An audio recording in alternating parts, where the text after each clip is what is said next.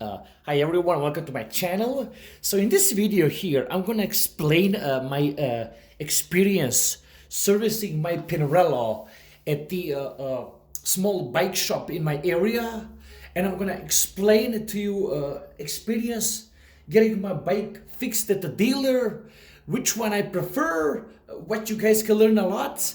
Now the reason why I want to make this video is because if you guys are from Canada and northern USA, when the summers are very short and kind of lousy, to be honest, you want to get your bike fixed as soon as possible. And let me tell you what happened over here. So over here where I live, I took my Pinarello for the service because quite frankly the bike where I would shift on a rear cog, it would develop kind of like a lame, let me show you here. See, now it's fine, but as I would shift, it would kind of develop a clicking noise here. So it wouldn't be quiet like it should be on this beast. It was just kind of clicking and whatnot. So I took my bike to a place here. I'm not gonna name their name because this is not the point of this video, to dirt mouth someone and drag them to the floor. This is basically going to be to show you what has transparent. So the apprentice guy, actually when I brought it, didn't even have a mechanic. They even had the apprentice. So he took one of these, and this is the Park Tool AWS one, and he kind of inserted here right like this. He played with my rear derailleur. I told him the symptoms and whatnot. So I told him, let me go look at the bikes while you guys have this thing figured out. And then I'll come back to you in about whenever you're done. So guess what? After about 10 minutes, they come to me and they explain to me that for whatever reason, they cannot fix my Pinarello. They cannot get rid of this. See, now it's smooth. But if I was to backpedal, or if I was to shift in a smaller cog, on a bigger on a bigger cog in a smaller gear, I would get that clicking noise. So they couldn't fix that one, and I kind of told them, okay, no problem. Let me take my bike to a Pinarello dealer, and then let's see what they say. So I take my bike to Pinarello dealer in Toronto, which is the place called Bicicletta Toronto. In Italian, I think it's called bicicletta.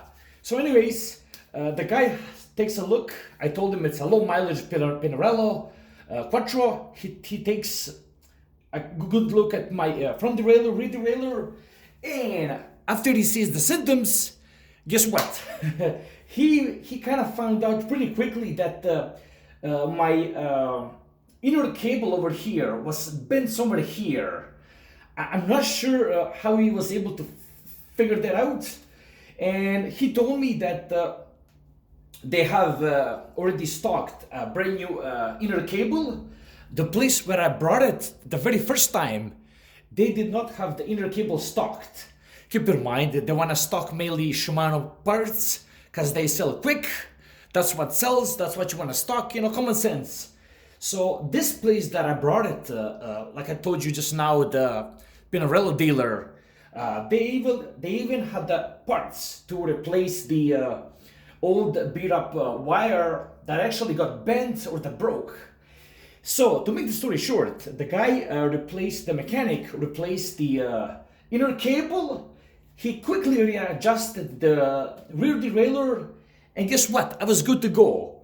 So what the bottom line of this story would be, if you want your bike fixed pretty quick, I would stick with the dealer because they do have a very experienced mechanic that they know what they're doing. And the reason why I'm saying this is because my channel is also based a little bit on the BMW German brand. Mainly I do the stuff about the bikes, but I put a few videos on the BMWs.